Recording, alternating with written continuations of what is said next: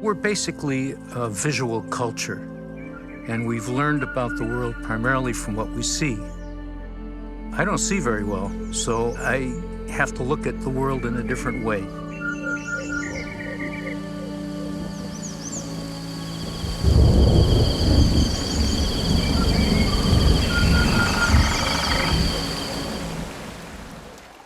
One of the reasons that I record in the field, and the main reason that I record, is because it makes me feel good. I also have a terrible case of ADHD. Natural sound in particular has helped me moderate the effects. Is this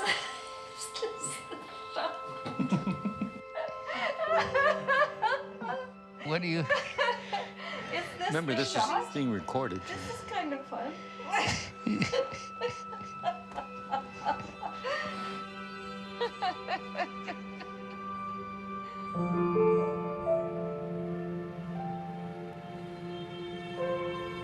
And Ryan. So if you want to know how to learn to feel good and relaxed and be part of the living world around you, get involved in listening to it because it's fabulous. Hey.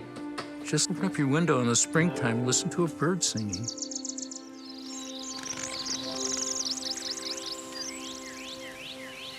In the process of learning how to listen to the natural world and to capture it on tape, I learned what I could see was kind of fooling me.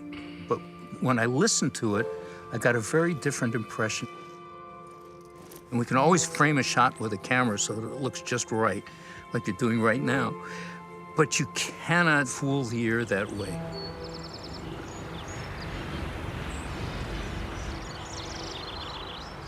It's kind of like Saint-Exupéry's Little Prince idea. What is essential is invisible to the eye. I love that.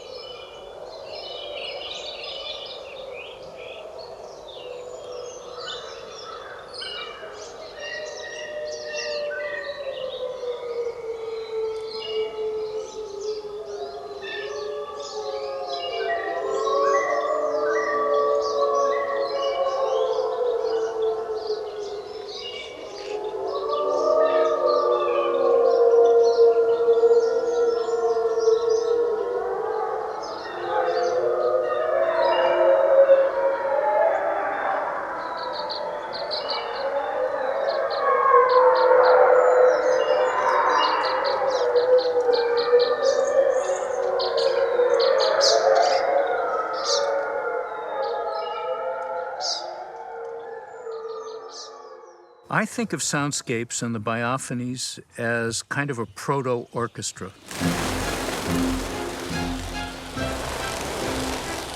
When we evolved as Homo sapiens, the sounds that informed us and informed our culture were the sounds of the natural world, and we imitated them. And they're very much a part of our DNA. It's a narrative of place, for one thing, but it also informs you about religion, about biology, about medicine. It informs resource management. It informs things as broad-ranging as architecture and music. These soundscapes are important to our lives. They're important to our health. They're important to our culture.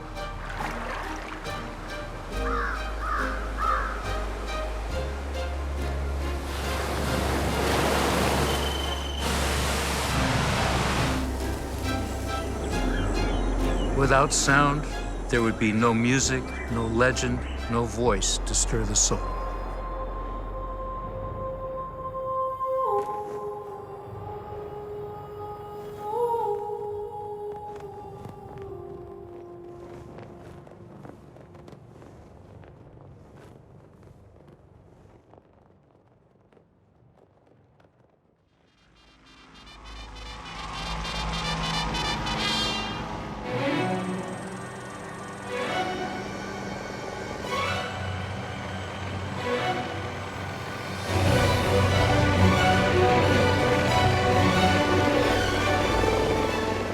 began working in Hollywood in 1966.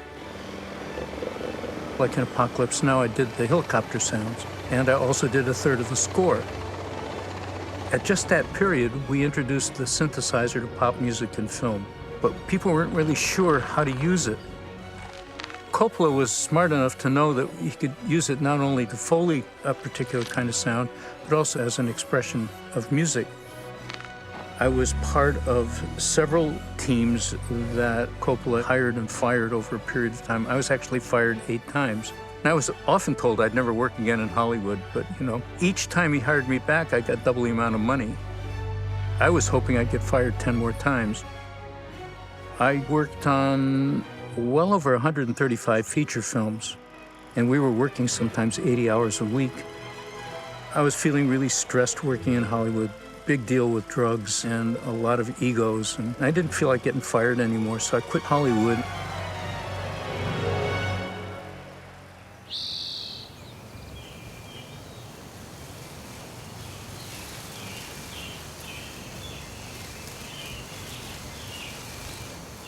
I began recording in 1968, and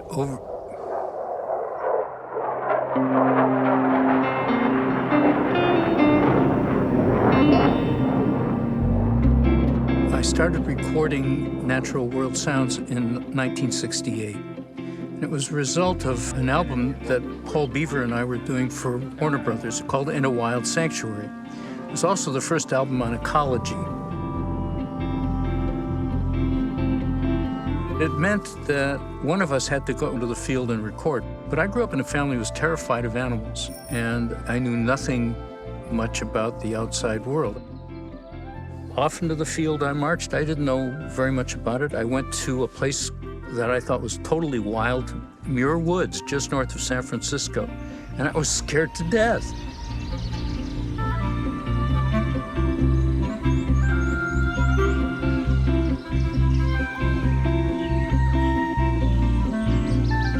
But when I turned on that recorder and listened to the sound open up, it was magic to me. It was as if my whole world had been gifted with this wonderful opportunity.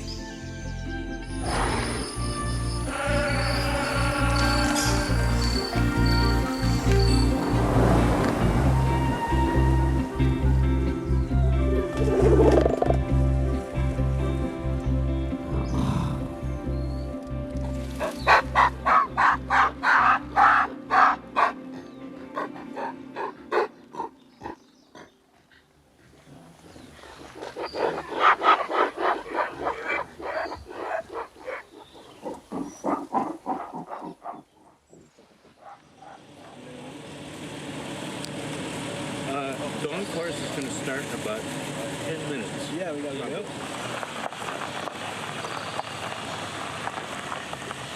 Good. There have been a number of attempts at defining what it is that I do. One of the older attempts was the idea of acoustic ecology. Although I started at that point where we were recording individual sounds, taking them out of context, it wasn't something that I was interested in. I heard the natural world as a symphony of sound, much more holistically, and that's the way I began to record. That's the way I've been recording ever since.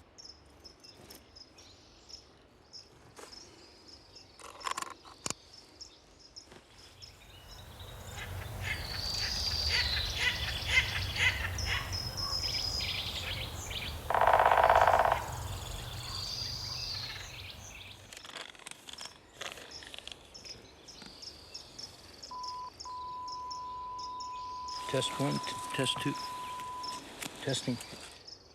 Not only could I record for my own pleasure, but also I could capture this material and have a scientific record of what we were hearing. Okay, we're at Sugarloaf State Park, elevation 1,300 feet. Temperature is 47 degrees, wind light, humidity in the high 80s. Early on, I established a recording protocol, which I've used for the last 30 years, which is pretty strict. Recorder is a Sound Devices 702, sampling rate 48, and I can repeat any of those studies by going into the field and recording again using the same kinds of calibrations.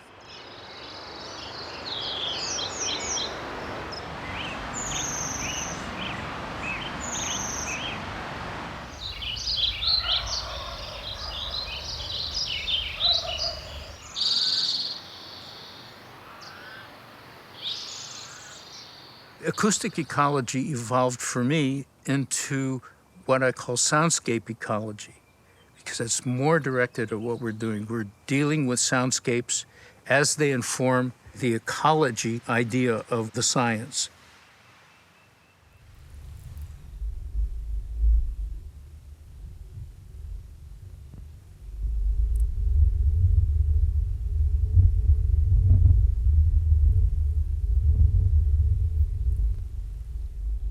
Sound began when the planet was forming 4.5 billion years ago.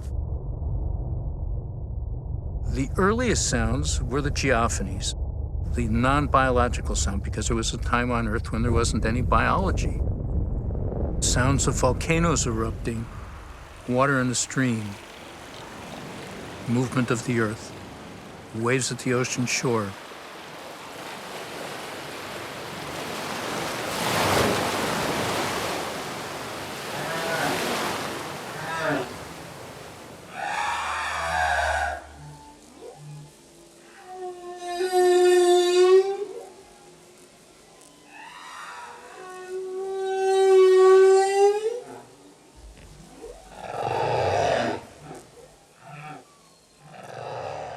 The second kinds of sounds were the biological sounds. Because every living organism produces some kind of signal, either through its metabolism or through its structure. We can get signal from things as small as a virus, and have. We've recorded them. And I call those the biophony, bio meaning life, and phone from the Greek meaning sound, the sounds of life.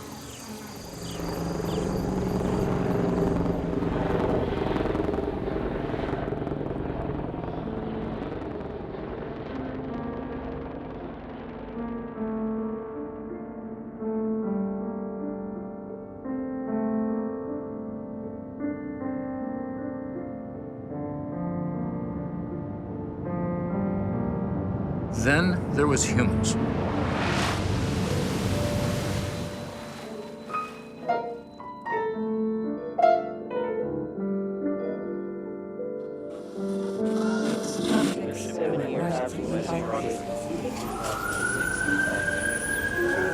And so I called it anthropophony.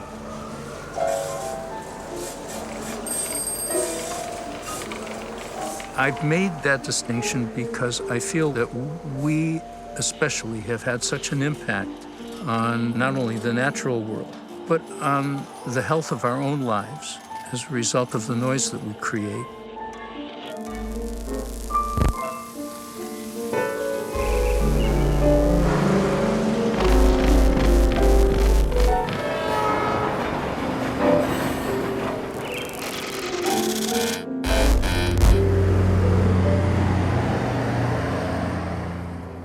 And we got a jet plane.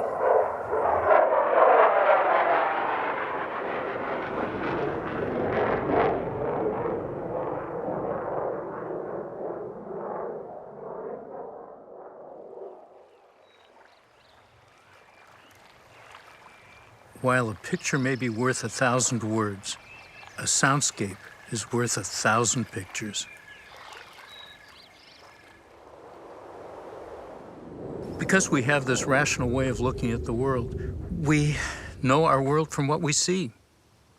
We have to learn to know it from what we hear. In 1988, I heard that a logging company was trying to convince local residents in the Sierras that there'd be no impact from the selective logging that they wanted to do, which was a new technique, taking out a tree here and there rather than clear-cutting a whole forest. So I recorded just before when they began the logging operation, and then again a year later, just after the operation. Now, these are two pictures taken at the same time of these recordings in Lincoln Meadow. And you can see that not a stick or a tree looks out of place. but the ear tells us a very different story.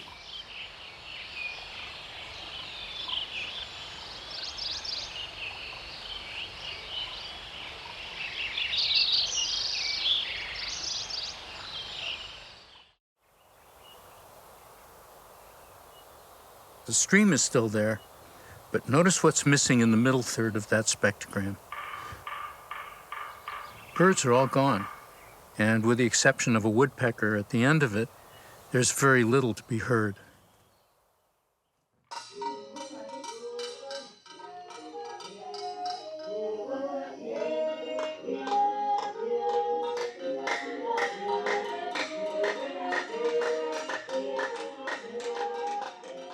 Okay, here's a humpback. Here's a recording nobody else has. This is humpback whales doing bubble netting. And so the whale is blowing the bubbles, causing the fish and krill to gather in the middle. And then it swims down very quickly and opens up its big maw and swims up, scooping up these large quantities of fish. Then at the very end, he lets out this vocalization that signals to all the other humpbacks in the area, he's got food, come on.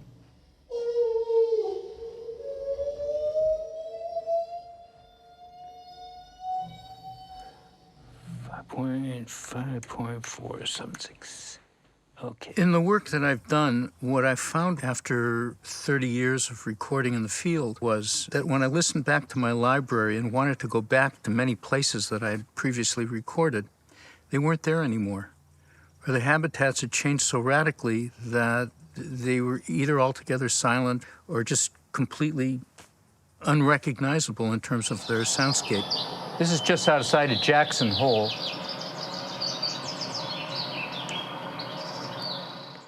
Here. The whole idea behind what I just played is a result of global warming. And the reason for that is because spring is occurring 2 weeks earlier than it previously did in 1981 when I first recorded.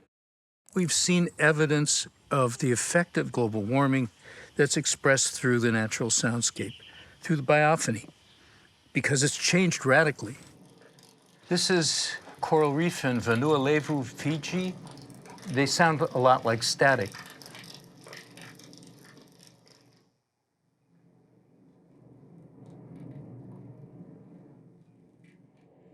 That's the dying part of the reef. It's just like our voice. When a habitat is under stress or it's sick, when we're under stress or sick, our voice changes.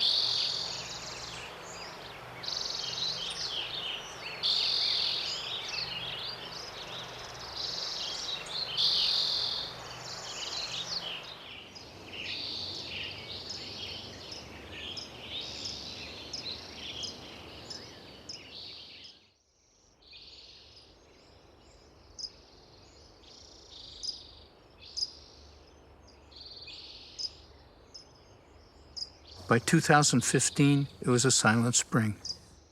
There was not only no water running in the stream because there was no rain, but also there were no birds singing, and there were lots of birds. Birds all around. You can see them everywhere, but they weren't singing. They were completely silent.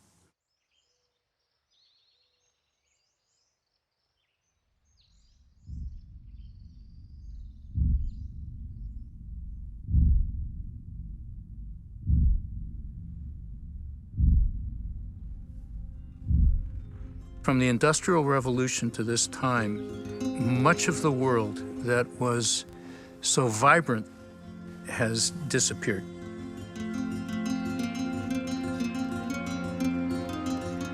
I kind of marked this moment since the fall of the Berlin Wall, What happened when the Berlin Wall fell, it wasn't communism that died.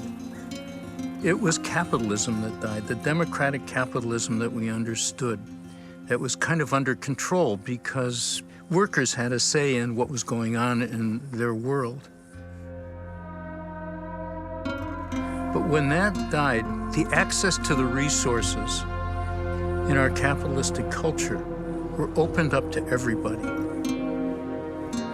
Oil drilling, mining, the extraction was accelerated. Forests started to fall at a much quicker rate.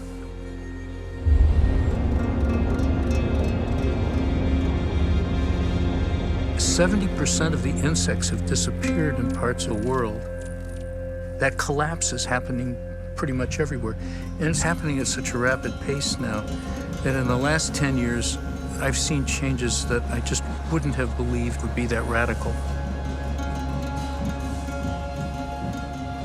More than 70% of all the creatures and living organisms no longer exist and are silent. Everything is beginning to indicate to us, especially through this work that I'm doing, that our planet is becoming remarkably quiet. And that's a frightening thing to me.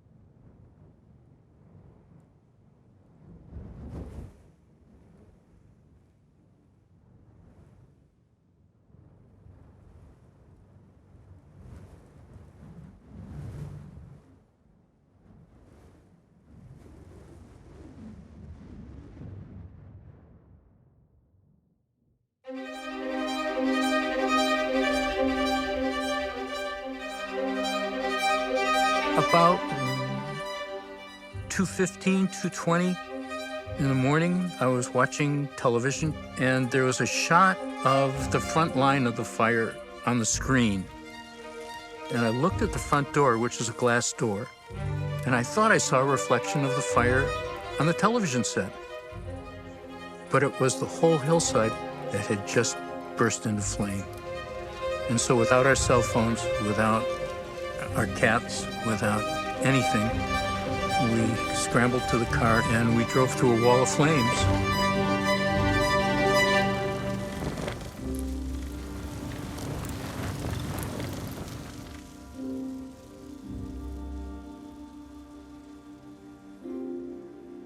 I have no words to really describe what happened the night of the wildfires or this 16 months since.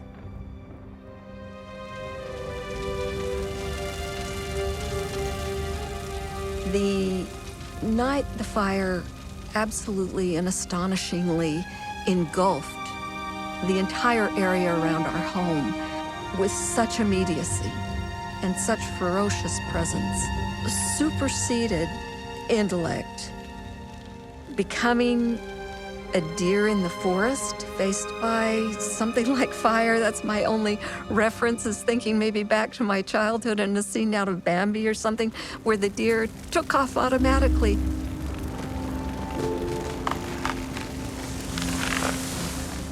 There's no process there that says, oh, you're in danger, run.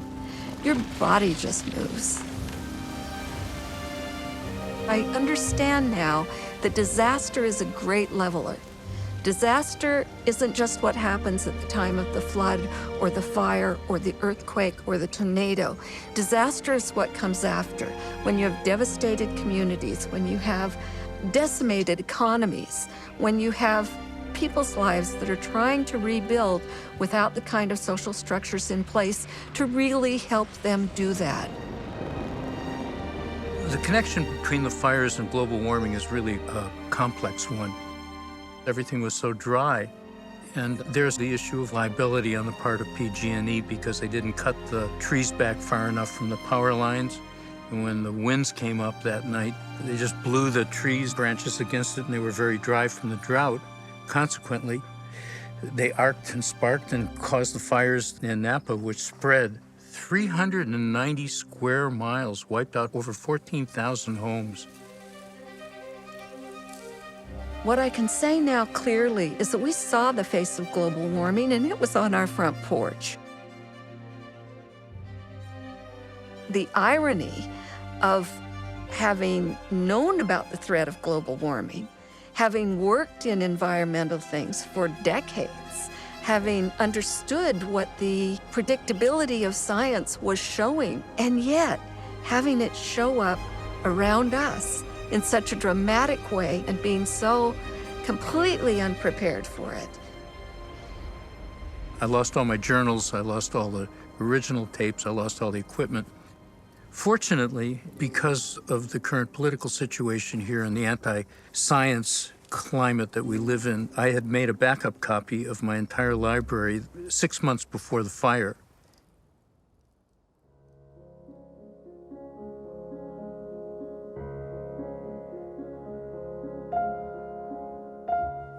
What do we miss most about Wild Sanctuary? Well, the place was a combination of a great sound library, a lot of history. I mean, it was a wildlife corridor. So we had mountain lions, we had bears, we had all kinds of critters that would come and visit us. We had a mountain lion that would sit in the tree just outside our door and never bothered our cats, never bothered us. 200-pound male, there he was. Yeah, it was pretty special.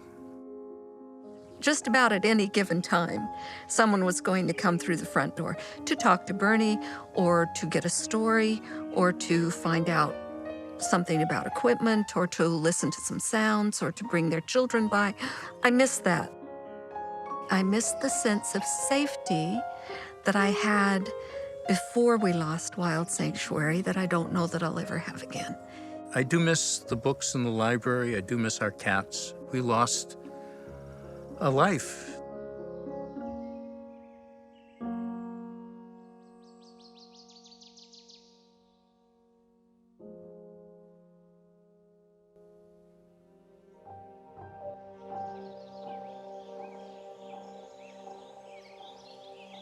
I started going to Sugarloaf State Park in 1993. When I go early in the morning, there's nobody there. And it's really quiet. It's one of these magical places that still exists that's close by. I spend an hour there, and it can fuel me for the whole week. When I started this work, I could record for 10 hours and capture 1 hour of usable material. Now it actually takes me close to 1,000 hours. Not only does it take me much longer to record, but there's much less of it. And no matter where I go, it's diminishing in its specter. The density and diversity is going. There aren't as many birds. There aren't as many birds singing. There aren't as many insects. There aren't as many frogs. There aren't as many mammals around. I'm losing my favorite things that tie me to the living world. And yet, while I'm not optimistic, I am hopeful. The soundscapes are these stories. Basically, what that is an expression of life, of these animals screaming out to us, hopeful, in a way that expresses the desire to continue. And that, to me, is the biggest message of all, and I love that, because that's part of my soul. I have a desire to live and to be part of the living world.